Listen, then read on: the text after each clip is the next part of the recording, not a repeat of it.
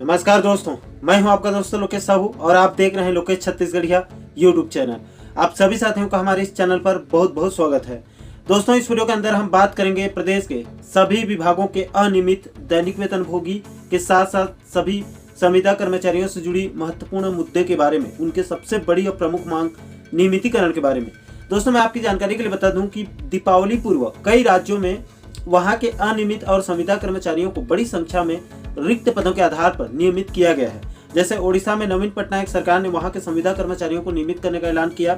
इसके बाद राजस्थान और पंजाब में भी संविदा कर्मचारियों को नियमित करने का ऐलान किया गया था। इसके बाद से छत्तीसगढ़ के अंदर भी मांग जो है वो तेज हो चुकी है। दोस्तों, संविदा कर्मचारियों के संबंध में एक नया आदेश जारी किया गया है, जिसको मैं आपको विस्तार पूर्वक समझाने वाला हूँ। इसके साथ ही साथ नियमितीकरण को लेकर छत्तीसगढ़ और मध्य प्रदेश के कुछ पुराने आदेश को भी आप लोगों के सामने रखना चाहता हूं, समझाना चाहता हूं।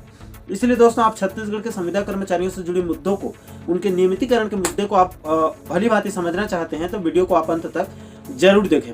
दोस्तों, सबसे पहले आप इस आदेश को देखिए। ये अभी परसों 7 दिसंबर 2022 को राजस्व एवं आपदा प्रबंधन विभाग से जारी किया गया है।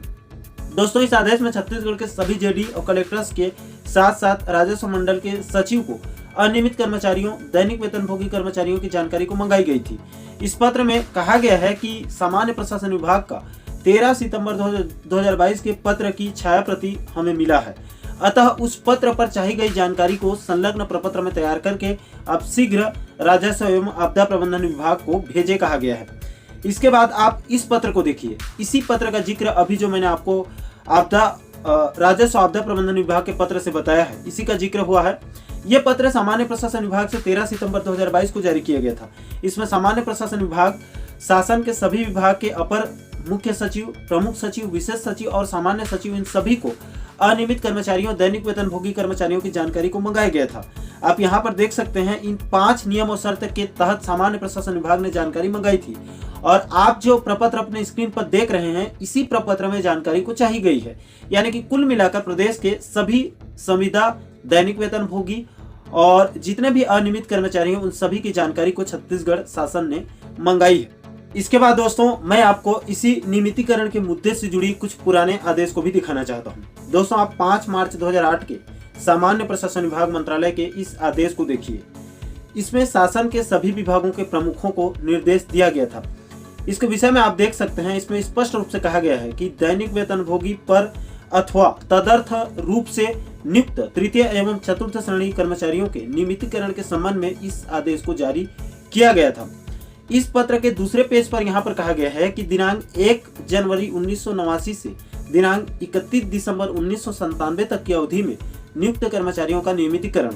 आगे कहा गया है कि माननीय उच्च न्यायालय द्वारा सचिव कर्नाटक राज्य एवं अन्य विरुद्ध उमा देवी एवं अन्य 2006 4C के प्रकरण में दिनांक 10 अप्रैल 2006 को आदेश पारित कर यह सामान्य निर्देश दिया गया है कि केवल एक बार, एक समय के लिए 10 वर्षों या अधिक समय से नियमानुसार स्वीकृत पदों पर लगातार कार्यरत दैनिक वेतनभोगी अस्थायी कर्मचारियों को नियमित करने की कार्यवाही की जानी चाहिए।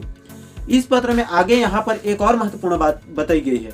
यहाँ पर कहा गया है कि भविष्य में जहाँ भी किसी पद की आवश्यकता लंबे व अनिश्चित समय तक के लिए हो, वहां पर कलेक्टर दर पर या दैनिक वेतन पर स्वीकृत नहीं किए जाएंगे। दैनिक वेतन कलेक्टर दर पर उसी स्थिति में स्वीकृत किए जाएंगे यहाँ पर यह ज्ञात हो कि उस पद की आवश्यकता एक निश्चित अल्प अवधि के लिए हो और उसके बाद आवश्यकता नहीं होगी। यानी कि जिस पद की आवश्यकता लंबे समय तक चाहिए उसको नियमित किया जाए, उसका नियमितीकरण किया जाए, और जिस पद की आवश्यकता कम समय तक चाहिए उसका जो है वो नियमित नहीं करना है। इसके बाद दोस्तों, मैं आपको मध्य प्रदेश शासन सामान्य प्रशासन विभाग के एक पत्र को भी दिखाना चाहता हूं। इस पत्र के मुताबिक मध्य प्रदेश में कार्यरत दैनिक वेतनभोगी को नियमित सेवा के अधिक अवसर उपलब्ध कराने के लिए चयन प्रक्रिया हेतु एक समिति का बाकायदा गठन किया गया था और इस समिति के कार्य और चयन के मापदंड के लिए कुल 12 बिंदु निर्धारित किया गया था कि कौन सी स्थिति में अनियमित कर्मचारियों को नियमित करना है और कौन सी स्थिति में नियमित नहीं करना है।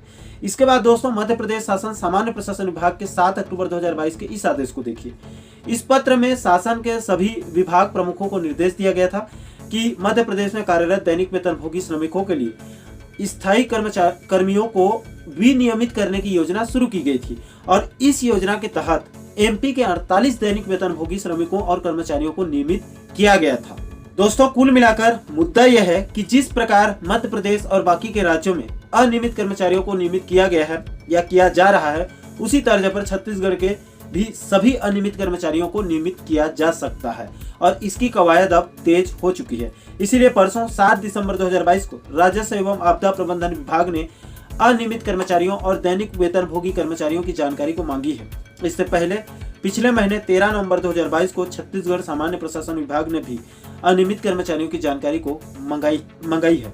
इससे यह साफ हो जाता है कि आने वाले दिनों में छत्तीसगढ़ सरकार चाहे तो चुनाव पूर्व प्रदेश के सभी विभागों के अनियमित कर्मचारियों को नियमित करने का बड़ा ऐलान कर सकती है और ऐलान करना भी जरूरी है, क्योंकि बरसों से प्रदेश के अलग अलग विभागों में संविदा और दैनिक वेतनभोगी के रूप में बंधुआ मजदूर की तरह अनियमित कर्मचारी काम कर रहे हैं। उनको नियमितीकरण किया जाए, वो कर्मचारी भी अपने नियमितीकरण का इंतजार कर रहे हैं।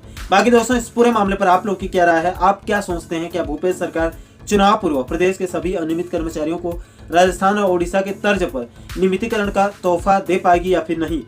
आपके जो भी विचार होंगे आप नीचे कमेंट सेक्शन में अपनी प्रतिक्रिया जरूर दीजिएगा। और आप आगे भी प्रदेश के सभी संविदा और अनियमित कर्मचारियों के नियमितीकरण के मुद्दे पर वीडियो देखना चाहते हैं तो हमारे चैनल को आप सब्सक्राइब जरूर कर लीजिएगा, ताकि हमारे सभी नए वीडियो का नोटिफिकेशन आप लोगों तक तुरंत पहुंच सके। दोस्तों, इस वीडियो में फिलहाल इतना ही। मुझे दीजिए इजाजत। मैं मिलता हूं आपसे एक और महत्वपूर्ण मुद्दे के साथ, महत्वपूर्ण टॉपिक के साथ। तब तक के लिए जय हिंद, जय छत्तीसगढ़।